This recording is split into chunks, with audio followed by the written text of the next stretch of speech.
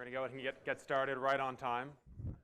My name is Ben Kesnoke. I'm a partner here at Village Global, and on behalf of my partners, Ross Fubini, Ann Duane, and Eric Tornberg, welcome to another edition of Lessons from Luminaries, brought to you by Village Global.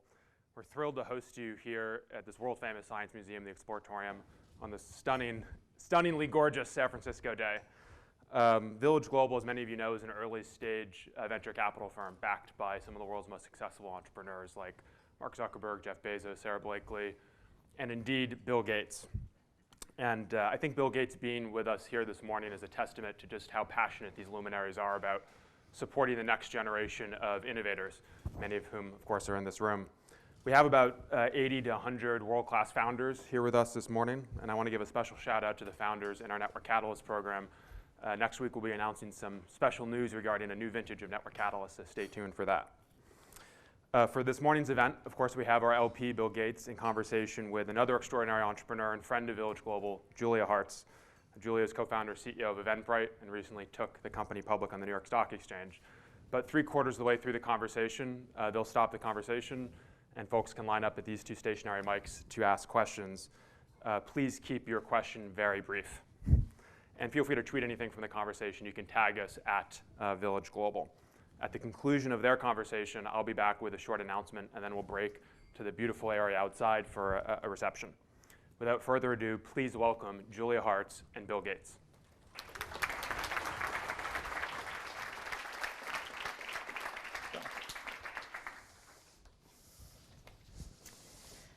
Thank you all for coming, and this is a pretty epic location. Yeah, it's beautiful. You have the better view. Yeah, the bridge looks good. Well, thank you, Bill, for taking the time this morning. Leading up to this great opportunity and honor to interview Bill, my team and I have spent a couple of weeks just going deep, and it's been just fascinating. It's actually been really helpful for my team as we've been thinking about 2019 planning, which I'm sure you don't miss much, but probably still do to some extent. And we have been thinking about themes around creating long-term value and really about the importance of sustainable business and philanthropy. And so today we're going to take a little bit of a journey through the different parts of how you've made this world a better place. And I wanted to start with really acknowledging the entrepreneurs and founders in this room and how much collective blood, sweat, and tears we've given to our companies. As the founder and operating CEO for 25 years of one of the most prolific and valuable startups, I wanted to start with your perspective on the important choices that you made during your tenure at Microsoft and how you view those choices as they've related to the long-term growth story of the company. Well, Microsoft was very lucky in that we're not a capital-intensive business. So it was financed by money I'd made in high school. And I did the school scheduling, and there was all sorts of software things you could do and make money fairly easily in those days, because the number of people who knew how to do software things was very small. We did take an investment. We sold 5% of the company at a valuation of $20 million, took in $1 million from a venture firm, Dave Marquardt's venture firm, just because we wanted to have him, actually it was more the senior people, but it ended up being him, advise us about various choices we had to make. And so those early days, because we knew that software was this magical thing, and it was enabled because the chip was magical, and weirdly, people didn't understand that Moore's law essentially said that computing power would be infinite. And so the best way to think about it was to say, okay, software would be the limiting factor towards any sort of digitally assisted activity. And we thought of ourselves as a software company. We ended up competing with companies that were single product companies. So like, I wonder if anybody's here has ever heard of like Ashton Tate, or has anybody ever heard of Ashton Tate? Okay, good. There was a great article where I gave a hardcore speech about our database, and it said, Gates says Ashton Tate never existed, but I didn't actually say that. I just said that they might cease to exist at some point. Anyway, very competitive. There was a spreadsheet called 123, a word processor called WordPerfect. So these were single product companies. And in terms of really building your engineering tools, your international distribution, sales, consulting, how you work with corporate Salesforce, if you thought of yourself as a software company and a platform company, it was very different than saying, okay, I have 123, which was a Lotus spreadsheet product. So we didn't fail for ambition, but then the intensity of executing on it was super, super hard. When you think about the people who helped you, really get Microsoft into a scaling zone beyond your founding team, can you reflect on one of the most important hires you made that maybe we don't know about but would give us insight into the early days? Yeah, so the one you probably do know about is Steve Ballmer. Steve was with me at Harvard. He went off and worked he actually graduated, went to Procter & Gamble, and then he was going to Stanford Business School. And I had so overcommitted the firm because I was always worried we had lots of customers go bankrupt, and I was hiring people who had children, they were moving to the city, and so I'd always do this calculation of, okay, do I have enough money that if nobody pays me, can I pay the employees for over a year? And so I realized I needed somebody who could hire people and maybe even tell me not to sell things that weren't done yet. So I convinced Steve to drop out of business school. He came on and he was extremely good at hiring people.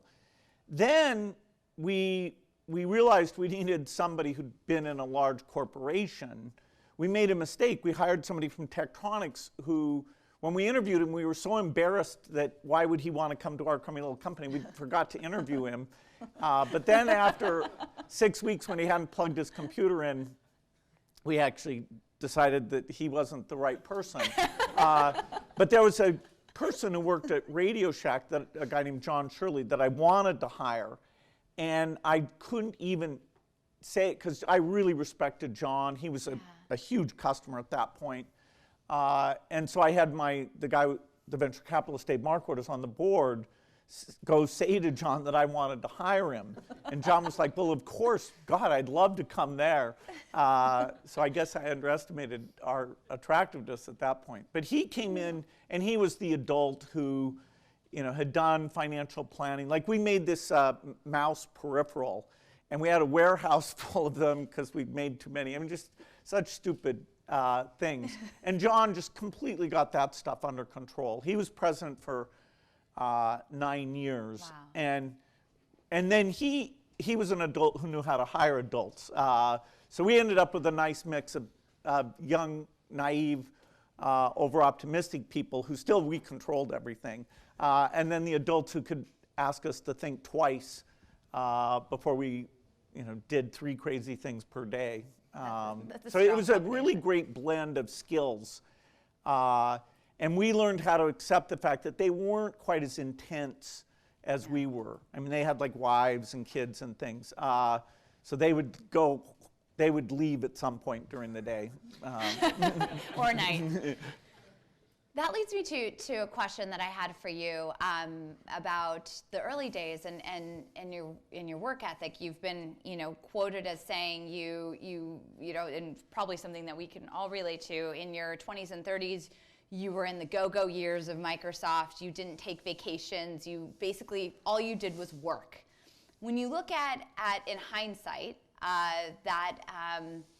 those years and what those yielded, and you look at founders today, would you give that same advice? How would you approach even the concept of work-life balance, or do you think that's not possible for early stage founders? Well, I think you can over-worship and mythologize the idea of working extremely hard for my particular makeup, I mean, it really is true that I didn't believe in weekends, I didn't believe in vacations. I mean, you know, I knew everybody's license plate, so I could tell you over the last month when their car had come and gone from the parking lot. So I don't recommend it. I don't think most people would enjoy it. Once I got into my 30s, I could hardly even imagine how I had done that, because by then some natural behavior kicked in, and I loved weekends, and you know, my girlfriend liked vacations, and that turned out to be kind of a neat thing. Now I take lots of vacations. I mean, my 20-year-old self is so disgusted with my current self. You know, I was sure I would never do anything but ride and coach. You know, now I have a plane. So it's very much counter-revelations have taken place at high speed. But yes, it is nice if during those first several years, if you have a team that's chosen to be pretty maniacal about the company. And how far that goes, you know, should have a mutual understanding, so you're not one person expecting one thing, another person expecting another thing. And you'll have individuals who have, you know, health or relatives or things that are distracted. But yes, I have a fairly hardcore view that there should be a very large sacrifice made during those early years, particularly if you're trying to do some engineering things that you have to get the feasibility. And you know, in the software world, it's very, particularly for platforms, these are winner-take-all markets. So you know, the greatest mistake ever is that whatever mismanagement I engaged in that caused Microsoft not to be what Android is. That is, Android is the standard phone platform, non-Apple phone platform. That was a natural thing for Microsoft to win. And you know, it really is winner take all. You know, if you're there with half as many apps or 90% as many apps, you're on your way to complete doom. There's room for exactly one non-Apple operating system, and that, you know, what's that worth? 400 billion that would be, you know, transferred from company G to company M.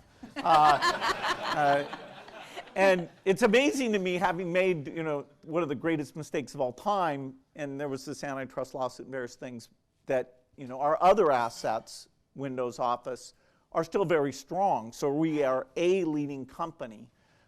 If we'd gotten that one right, we would be the leading company. But oh well. The difference between A and D. So this idea that just small differences can magnify themselves, that doesn't exist for a lot of businesses. You know, if you're a service business, it doesn't exist. But for software platforms, it's absolutely gigantic. And so that's partly where you have the mentality of every night you think, am I screwing this up? And eventually, we did screw a super important one up. When you think about, you know, you've been, I guess, like, I would bet on you to find the key to reversing aging. It's a personal opinion. When you do find that, and you could go back to your 20s, what would you start? Well, AI, the paradigmatic question for anybody who's ever written a piece of software is, what is the software that's controlling a human? Its ability to write symphonies, play chess, engage in social activity, you know, read. You know, computers, we picked that AI, we would define AI by certain sensory perception thing, primarily speech understanding and vision, and that those would be the frontier. Also chess playing, but that turned out to be really solvable, that is, to be better than humans by brute force techniques. So that kind of got taken off about 15 years ago. But you're always wondering, when can I create a computer that could take, say, a textbook, read it, take the AP exam, and get a 5? And you know, that's completely unsolved. So the most interesting, you know, this guy Hilbert laid out 22 problems for mathematicians in 1900. You know, if you think of the equivalent in software, problem number one that sort of subsumes most of the other problems Although there are things about simulating the environment that are also interesting. But anyway, problem number one is not solved. And so that's what you would work on. If your mind, from age, say, 11, is thinking about software and what can it do, what can it not do, and then you think you're really good at writing code, and then you meet somebody who's better, and you think, okay, now I'm really good. Then you meet somebody who's better. By age 18, actually, you might be pretty good.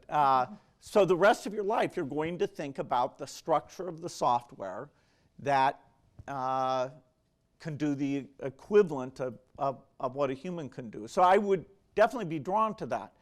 Now, it turns out at this era, that's not the only interesting problem. I mean, there's certain problems in biology. Diseases of the poor are one that I'm obsessed with. Yeah.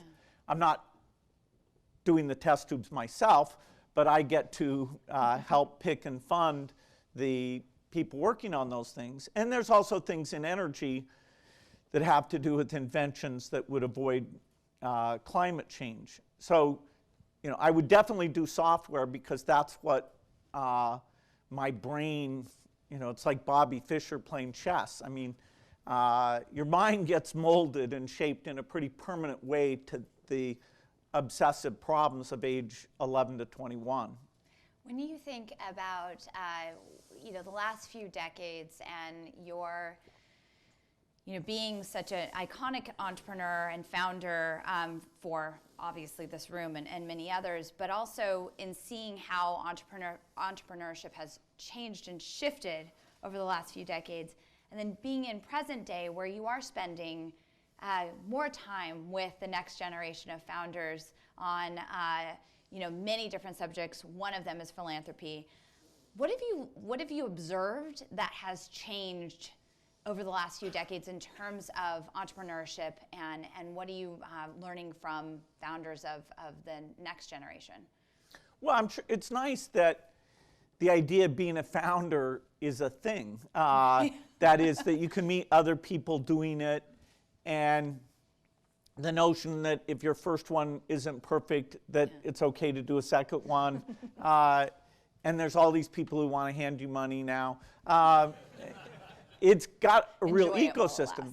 Now, to go with that nice feature, it also means that the ease of entry, and therefore, unless you've come up with something really outthought everyone, there are a dozen other people who say, okay, let's design drugs with machine learning. Right. Let's do radiology with machine learning. So you get to move fast, you get to see the patterns, you don't have to invent a lot of things, even a lot of things you don't even have to do inside the company anymore. Yeah. Like cloud computing simplifies the ability to scale at a moment's notice. But you do get intense competition, including from the existing giants that are kind of scanning the world with close to infinite R&D resources. So, I think there's a lot more thinking that goes into about, okay, what do I want my company to be like? There's, you can look at Netflix and say, do I want to do, because he's a very innovative thinker about doing things slightly differently than what other people have done. And, Reid Hoffman writes books that are fantastic. So it's a more understood field, whereas then the idea of, okay, you're 19 years old, they won't let you rent a car, you have a company. It was so bizarre that actually people would overreact, and once they realized that such a thing existed, they would expect you to understand and know things that you had no clue about it, because it was almost like a wild card that you can write software better than my entire software engineering team can.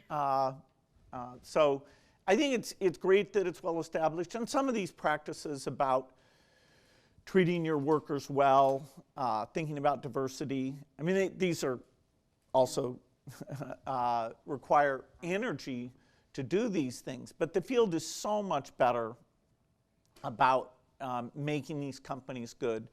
And the companies themselves, of course, the private sector and the innovation in the private sector is the primary reason why things are improving. Philanthropy has this very specialized role to play. So the companies themselves, the likelihood you'll do more good through your philanthropy than through the company you do, that there can be cases like that, but particularly if you're thoughtful about it, the work you do in your company does have huge benefits to the world. Well, that leads me to a question that I think many founders these days are pondering, which is, social impact and creating a culture that's focused around social good, to what you just mentioned, is a core part of at least expectation setting in this part of the world, in our little bubble here. But, I wondered what your thoughts are on how early a leader of a company or a founder should be thinking about giving back. And I think you have a really interesting perspective on this that's pretty well informed, but maybe you could share that perspective with the audience about, should we be giving back as early as possible? Should we be compounding value in our companies? How do you think about hybrid model? Well, I'm always trying to convince companies that they should do employee giving, payroll deduction, have nonprofits come in and talk.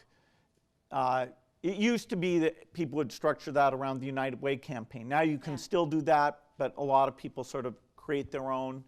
But I think having the company, kind of different parts of the company compete to be the most generous and sit and learn about.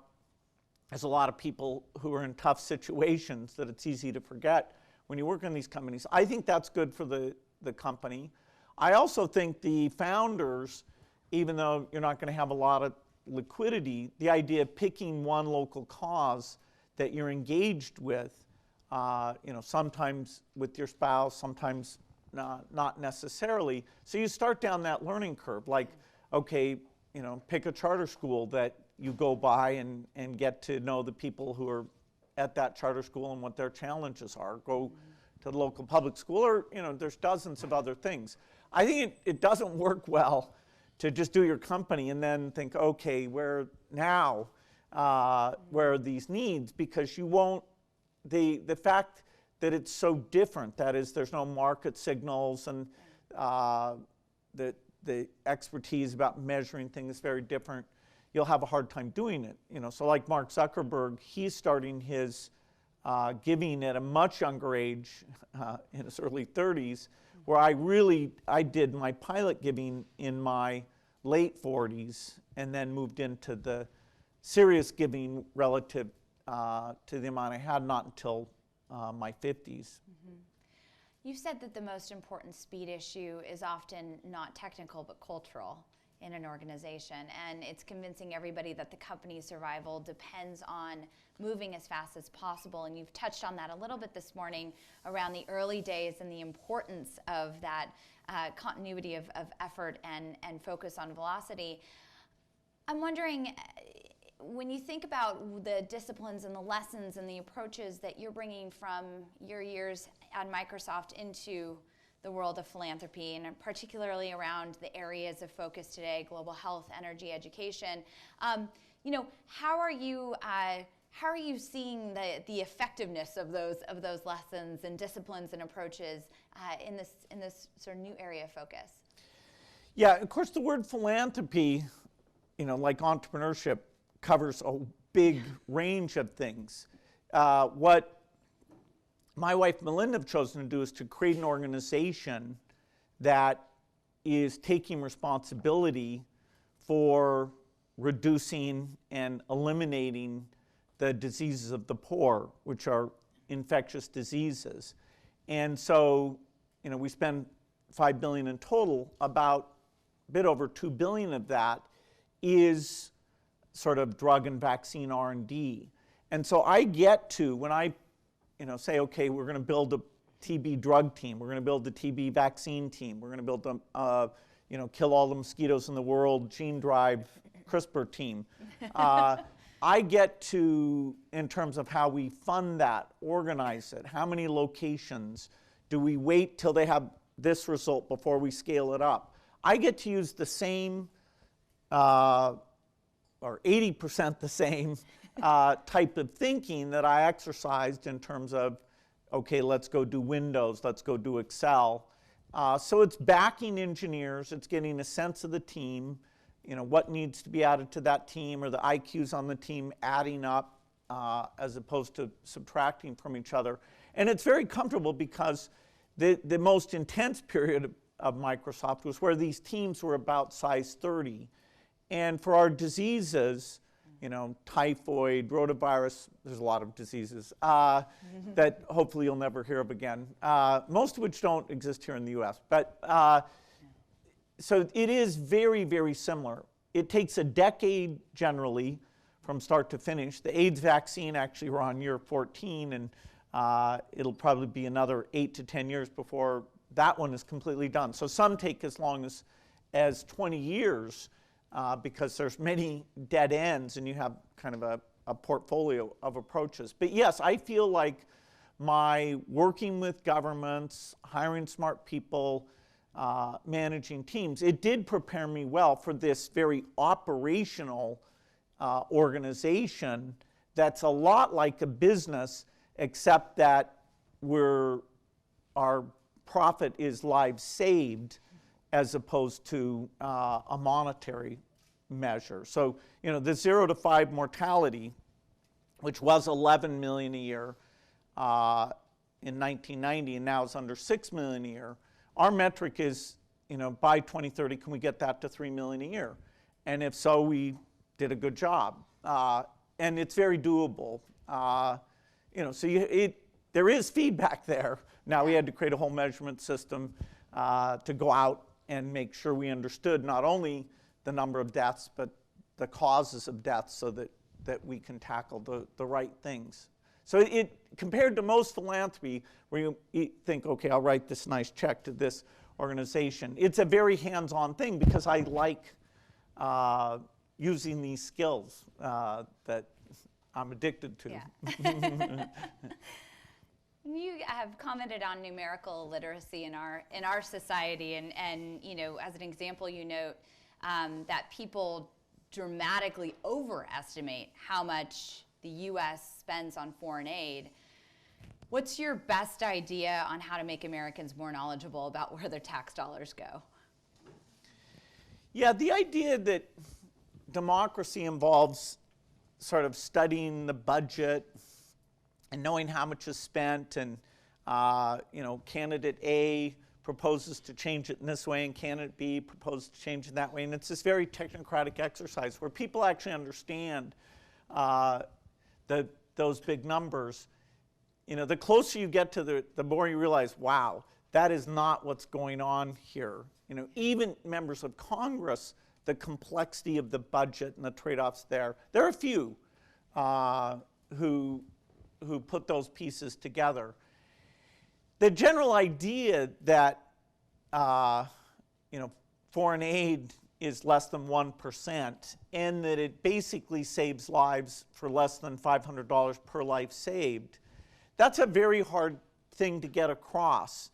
And even if you did get that across to people, I don't know if they're as shocked as they should be that, oh, you mean I write a check for $500, I buy more measles campaigns, and literally I saved a child's life? Because we view lives, we behave, and I think appropriately, as though lives here in the US are worth many millions of dollars. I mean, we will spend $10 million in a acute, say, certain type of child with cancer type situation, that those are our values. So anyway, there's this contrast. The idea that you could get people to decide to support this foreign aid thing, which is a big deal for our foundation, from a numeric point of view, we're still pushing that a little bit, but honestly, the story of the one child, if you say to an audience, here's the picture of this child, shall we save this child? They're more engaged than if you said, hey, let's save 1 million children. So there's definitely a sort of 10 to the 6th problem here somewhere. Yeah, that's that fascinating. Humans are not wired to do that on a numeric basis. And so, that's why we have people like Bono and many others who come from a more storytelling world, and then they let me throw a few charts and numbers in, just because I think that should be there. Once your heart tells you what direction to go in, to prove that this is a very affordable, not a big deal, well-managed path to be on. When you think about your more domestic areas of focus, K through 12 education is one of them. How do you think about the issues that face Americans, and are you finding more energy around those issues when you speak to audiences stateside, or are you? How do you think about the differences of, the American plight versus the rest of the world? Yeah, so we do two things. We do this global stuff with health at the center, and that's about 80%. Yeah. And then here in the US, our centerpiece is education, including both K through 12 and higher ed, but K through 12 is the biggest piece. We thought that because US education is here and everybody's so rational and wants to do it so well, that we'd have big wins in US education, like cut the dropout rate in half. The US has the highest dropout rates both in high school and in college, higher than any country in the world. So we actually have more people enter higher education than any other country. We have 12 countries who graduate more people from higher ed than we do. And in terms of cost of education, the person who really is in bad shape is the one who paid that cost and didn't get the degree. That's a bad deal. Actually, if you get the degree, if it wasn't some for-profit culinary cooking school that was fooling you about job opportunities. So except for a few, maybe 10% of the cases, it's actually not such a bad situation. In any case, our success in terms of the macro numbers, like high school dropouts, math test scores, verbal test scores, where the US also lags many other countries, particularly Asian countries, our success there is very small. We poured a lot in, and yes, I can point to charter schools that we've been involved in that if you go and visit, it'll be very uplifting, and that's great. And that's close to 1 million kids a year, but there's 52 million kids in the US in K through 12, so if you help 1 million, you won't see it. It's in the rounding error of the macro measurements of that system. It's a system that spends, ignore philanthropy, $10,000 per student per year. And so philanthropy, you have to have a theory, why could philanthropy, this is true for all these things, why is philanthropy sort of like investing a dollar to found Google? Why is it so overall impactful? And the answer is that this is an enterprise that has no R&D department. That is, it's studying why certain teachers can teach you 2 years of math, whereas that other teacher over there makes you think that math's not for you. What is that person doing? And there are certainly people with incredible natural skills who figured it out on their own. That is not well understood, nor is there an attempt to scale up what that top 10% practice is looking like. We did 20,000 hours of videos of the very, very best teachers and the other teachers, and we analyzed it, and we figured out the key characteristics. But getting the training system to move that across, so that the top 40% could be as good as the top 10%. Anyway, that did not succeed. So it's far more difficult. Partly because your money is tiny compared to the thing. Also, people are basically satisfied with the way it is. You can get a small group and say, hey, let's make this better. But then when you say, okay, that means your neighborhood school is going to shut down, or the teacher in your neighborhood is going to feel some pressure on them, then people always say their neighborhood school is good, but the school system as a whole is very bad. Anyway, this one is one that we underestimated how hard it is, and we're on our sort of third revision of the strategy. Still very committed to it, And truthfully, we probably helped more like 4 million out of 50 million. So it's starting to show a little bit in the numbers. So, hope remains eternal. And because the one we thought was hard, global health, happened so much bigger, at least we know we're not completely stupid. So it gives you, it's nice if at least some of your projects are going well. It really does help you persevere in the one that appears to be way harder than you imagined. Well, it sounds like you are exuding the characteristics of a possibilist, which brings me to my next question around your book list. One of the books on your list this year that has really spoken to me is Factfulness by Hans Rosling, where he talks about not being an optimist but being a possibilist.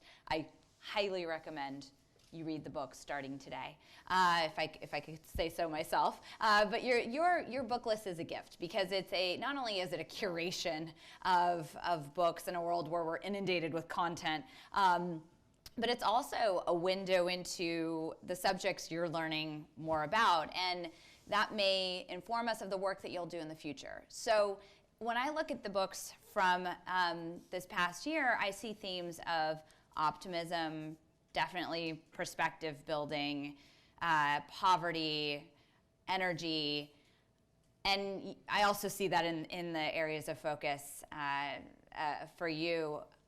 When you think about the books that you're reading this year and what we may see on the list next year, what themes do you think we'll notice in what you're absorbing or reading today? Well, the nice thing now that I'm not so extreme. In my 20s, I didn't get to read much at all. Yeah. And so like all this stuff is going on in biology and math. I just didn't get to read it. Then when I did get into my 30s, those vacations were a time to go back. Because when I was a student, you could study all sorts of things. Anyway, now, I read a lot of science, and that uses up, maybe half of the slots that I have. Really understanding U.S. poverty and what's going on there. There's a few dozen books that try and give you a glimpse of that are very good. This book, Factfulness, let me say, it definitely creates a framing for what's going on in the world. And the other one that's right up there is any Pinker book, starting with Better Angels of Our Nature. Yeah. So the world is improving in all these unbelievable ways, and yet the human characteristic is to look at where it's not improving or where it might not improve. And so you have this paradox that with all this improvement, both in rich countries and in poor countries, arguably improving even faster in poor countries, although people tend then to focus not on the ones that are improving, but on the one that's still left behind, so you have adverse selection. Unless you have that notion that this system of capitalism and call it Western democracy has worked out extremely well, the temptation to say, oh, no, this is not a good system, let's take a risk and try something very, very different, it's very high. And so it is scary. Like if you take this book, Factfulness, the group that is least aware of the improvements in the world are professors at U.S. universities. So when they have this test of how many kids are in poverty now, how many kids are dying now, the people who are the furthest below 50%, which is the chimp level achievement, the people who manage to get all the way down to 20% are professors at U.S. universities. It's the lowest group ever tested. Anyway, because they have a mindset that, oh, I come in and tell people about these problems, and they don't really have, step back and look at some of these key statistics. So, I do worry that if you don't get a lot of people thinking about that, then you won't, continue things like globalism, multilateralism, Right. aid generosity, and working together, because the really hard problems like not having big pandemics or solving climate change or not having big wars, those are all things that require countries to work together. There really are no super big problems that don't require countries to work together. And interestingly enough, in the latest goalkeeper report with this, you do a great job of being very transparent about the wins and the challenges. You are making a pretty bold. It's very, very clear that you want people to know that the global poverty deceleration is stalling out and could actually reverse. Can you talk just a little bit about what are you trying to get out there beyond the obvious of just facts, and why was that the headline?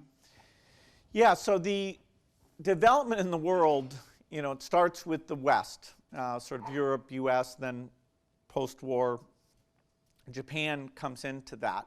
And you have by say 1960, a very bimodal world. You have rich countries and poor countries, and you have no middle-income countries. Well, very few. Then, as we progress, what happens is the vast majority of the world's population moves into middle-income status. Brazil, Mexico, China, India, most notably. They represent 37% of the world between them. And so poor countries become an exception, and rich countries are less than 20%. One of the measures used in that game is the extreme poverty measure, $1.90 per day, which is a World Bank thing. And so by that measure, we had 36% in 1990, and now we have 9%. That 9% is increasingly in one continent, increasingly in Africa. And on current trends, by 2050, 90% of the extreme poor will be in Africa. And the population dynamics are such that Asia has almost no more population growth. It has a little bit left because people are living longer. But China's shrinking, India's tailing off in a big way. None of the big countries are high population growth. You still have Afghanistan and Yemen, but that's not big numbers. So the number of babies in the world goes down a tiny bit every year of the century, but its mix goes from being 25% in Africa to 50% in Africa. And so Africa goes from 1 billion people to 4 billion people. So when we get to 11 billion, we're at 7 now, most of the increment is in Africa. The rest is the aging Asians living longer. That they go from 4 to 5 billion. Anyway, so Africa is hard. The quality of governance, the disease burden, the infrastructure. And so in this report, we say, look, that's great, we got to 9%, but we could stay at 9% for the next 30 years unless we do a lot of really good investments in health and education and governance in Africa. One country in Africa, Nigeria, is headed to be the 3rd largest country in the world, 800 million by the end of the century. So actually China will have shrunk by then. But anyway, so they have India, China, and Nigeria will be about the same size. And Nigeria's not very big, and so it's daunting. And anybody who's spent time in the tougher African countries, that will test this notion that we'll be able to continue the mind-blowing improvement that we've had. Even in Africa, literacy's gone from 20% to 75%. Lifetimes are much longer. But until you get a certain quality of governance, then you can't get roads, you can't get electricity, you can't get schools, you can't get basic health care. And so their governance right now in many areas is below that threshold. So we like to give good news, but we like to really be honest about this mix shift challenge that we're faced with. Well, it's time for me to stop hogging the mic, and if you'd like to ask Bill a question, we have 2 mics, one here and one there, and we'll alternate. Hey, Varsha. How are you? Good, should I start? Yes, please. Okay, And if great. you don't mind introducing yourself. Hi, I'm Varsha Rao. I'm the COO of Clover Health, and I'm a friend of Village Global. Thanks, everybody. Thank you for having me. And thank you, guys. Bill, what is the most impactful, specific, unsolved problem that could be solved in your mind with technology that you'd like to see someone take on? Well, this idea of reading in general, if you can do that, then you can create an agent that helps a student like a one-on-one tutor would. There's nothing that matches a great one-on-one tutor teaching somebody. That's always the gold standard that all other teaching methodologies are compared to. And the misconceptions people have in math, if you really truly understand math, you can see those misconceptions and help people work through problems that get them very used to the manipulations and the visualization. So I'd say there are some learning tutor things that I would love to see done.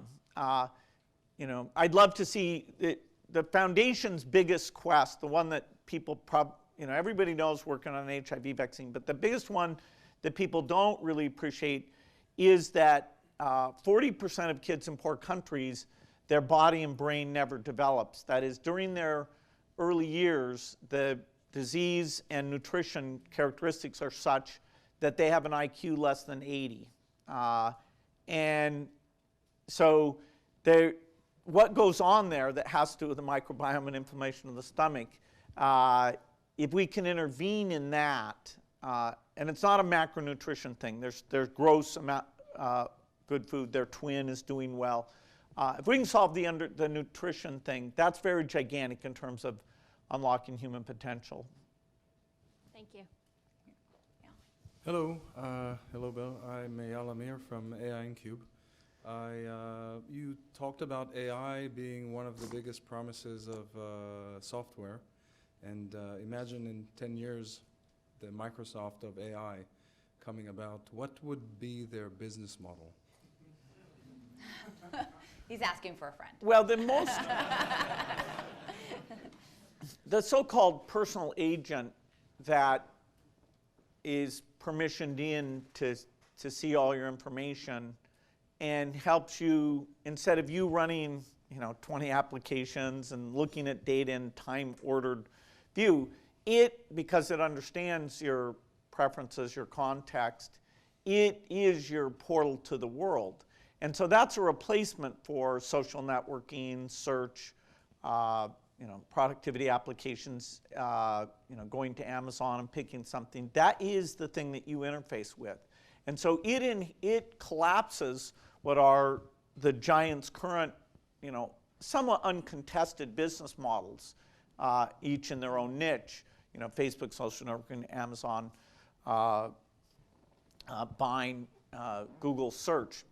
And so it has the opportunity to combine all those different elements. That is an advertising element, a markup element.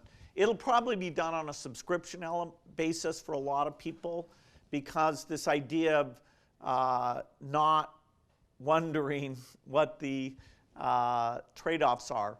The advertising model can still exist, though, because there are win-win situations where your desire to know about a new product type is beneficial to you and to the advertiser. So it'll be a mix of subscription and advertising.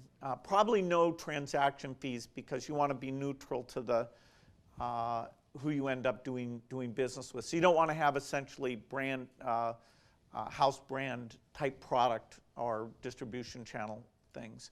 But the personal agent is the paradigmatic thing that collapses the current order of the software industry. And a company, Google, Microsoft, someone will create that collapse. Beautiful, thanks. You mentioned the amazing benefits of Moore's Law. Unfortunately, it's finally over, or at least ending, for sequential computing. We're making a lot of progress with custom ASICs for machine learning, like tensor processing units, but that's a narrower domain. I'm curious if you see any path over the next 40 to 50 years to recover that exponential scaling in computing? Yeah, this is a very good point. It's a kind of a Václav Smil-like point, which is you do reach plateaus. And in terms of clock speed, a single thread, we reached a plateau actually quite a while ago. We've still been able to get the design rules down, but because of heat density problems, we haven't been able to get clock speed up. Now, the beauty thing is we're using more area, particularly in a cloud-type computing environment, for the problems that can be split across many threads, which is about 98% of all problems. If you're super clever, you get, so we're still feeling like, oh my God, we are getting so much extra compute. The two frontiers, there's a thing called crowd computing, where you can go back and up your clock speeds because you superconduct the wires. And there's a few people like Microsoft who are very advanced in this. Weirdly, some people you'd think would work on it aren't working on it. And then there's quantum. And quantum is, I spent a lot of time studying quantum because it's interesting mathematics. Both can we build a quantum computer, when can we build a quantum computer? Quantum computer is not interesting until you have at least 10,000 qubits.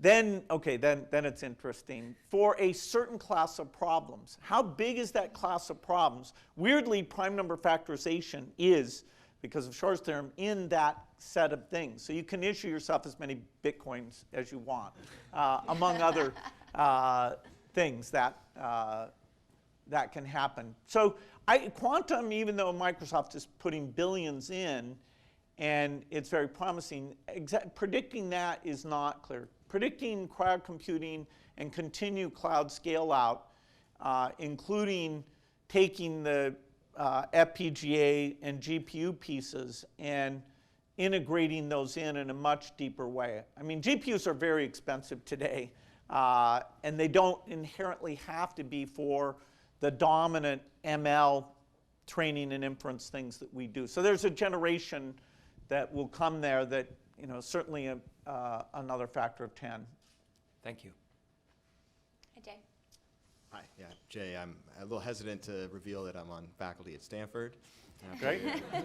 But I teach computer science there, and I'm a big believer that there's a huge opportunity for society around learning computer science skills. There's this big need.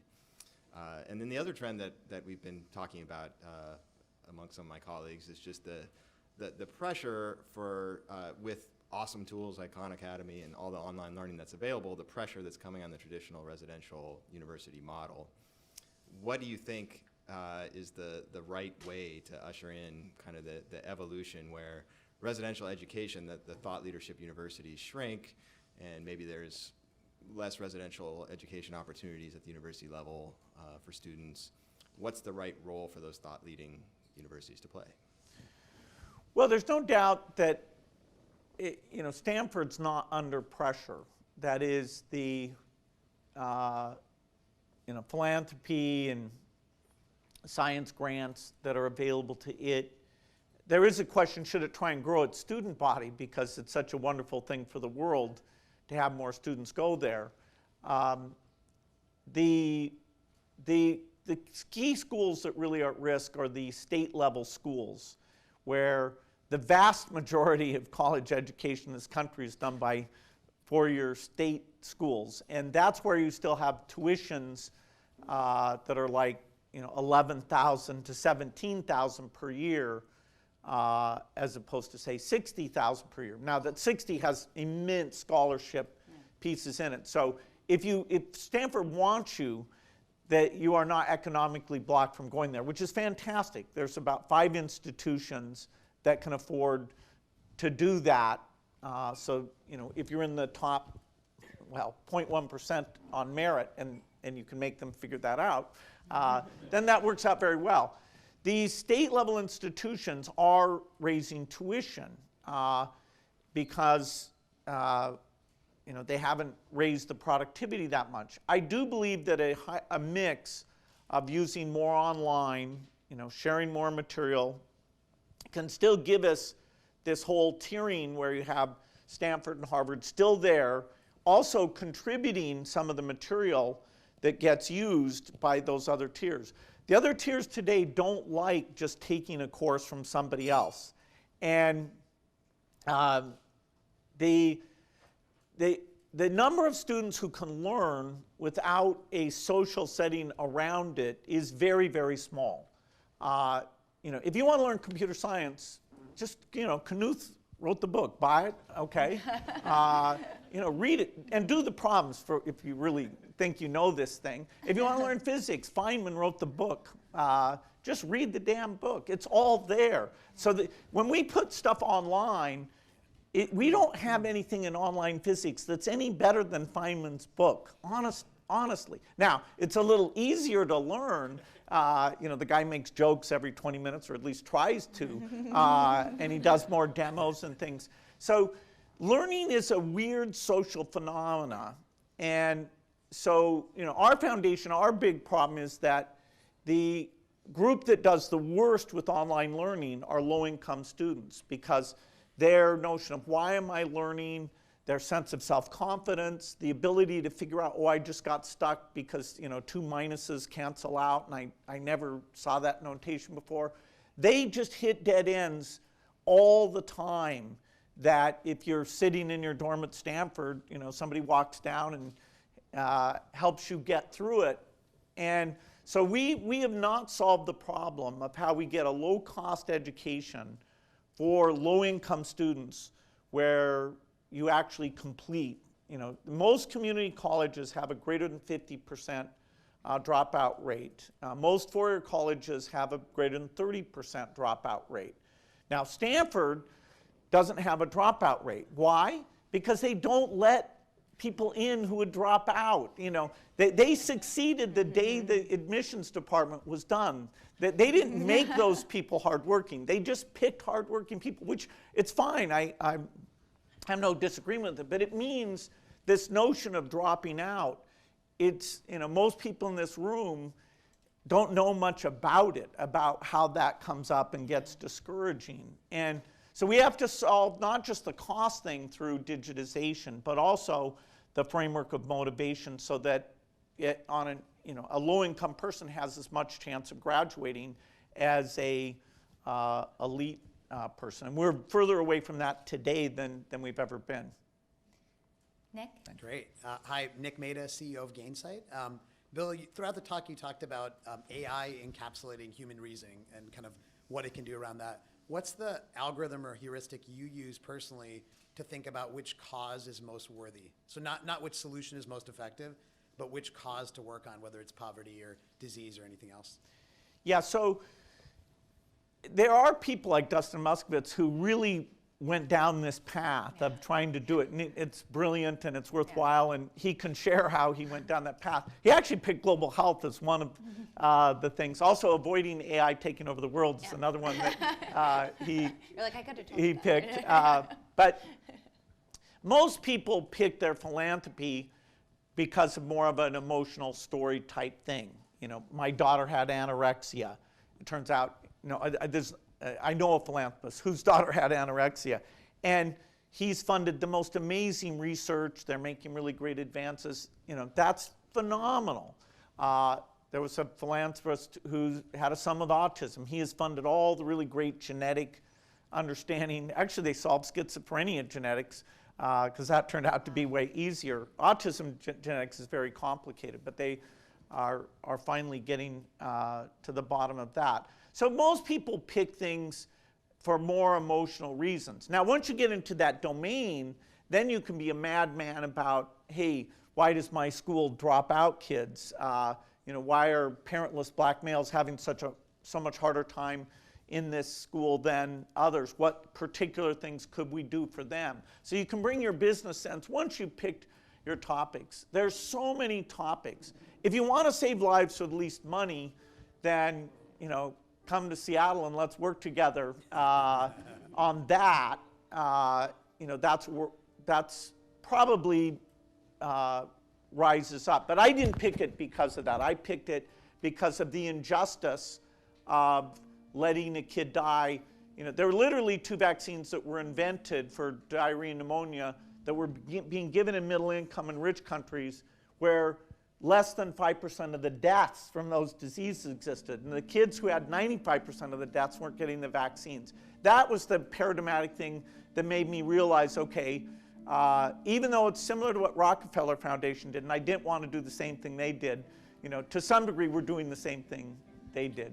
We're getting like a good musical undertone here. This is really, so I apologize. We don't have any more time for questions right now, but I get to ask you the last question, Okay. which is a tradition Sorry. here at Village Global. I'm sorry. No founder can change the world alone. It requires a village around you to help you realize your full potential. Who's someone in your village who has been instrumental to your success, and how so?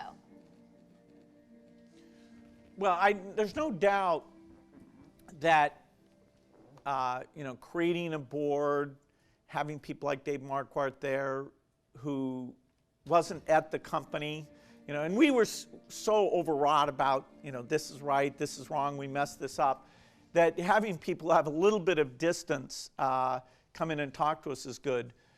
For the last 30 years or so, I've gotten to be friends with Warren Buffett, and he's in Omaha. He's not in this tech world at all, and to him it's like, hey, how could you ever know which will rise and which will fall? I'm not going to put money until Apple sold at a multiple of 12. Then he decided he could put $50 billion into that. After he asked all his friends, hey, if somebody had an iPhone that was half as expensive, would you switch away?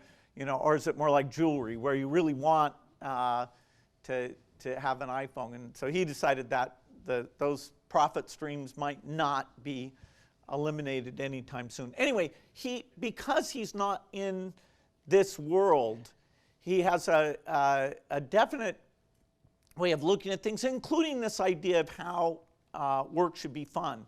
He has made his work so much fun that he works more hours than I do. He works 6 days a week at 88 years old. And he likes to say that he skips to work every day. He doesn't, but he says that. It's a good visual. When he was 83, he could still skip, but now he's gotten really, he can't do it. Having somebody like that, the toughest thing I went through was this antitrust lawsuit where, it didn't seem very predictable, and he was a great counsel during all of that stuff. So getting somebody who's successful in another domain, but yet kind of a business type mindset. Anyway, for me, that was a huge gift. Bill, thank you so much. It's such an honor to be here with you, and thank you to Village Global for giving everybody the opportunity to spend the morning with Bill Gates. Thank you. Good job. Right.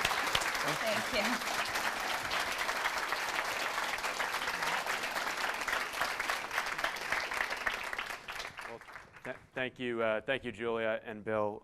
What a stimulating conversation. Covered so much territory. We now have some time for reception outside, so it's a beautiful day. Those of you who've been to our events before know that we have some question cards at different tables around some of the topics near and dear to Bill and Julia's conversation: giving back, the Gates Foundation, the future of Microsoft, healthcare. So if you're intrigued to have a conversation around those topics, you can stand around those tables, grab a question card, otherwise hang out, grab some food. There are some extraordinary people here to meet. You can also check out the science exhibits here free of charge because of your being our guest at the Exploratorium. So on behalf of all of us at Village Global, thanks for joining us. We'll see you next time.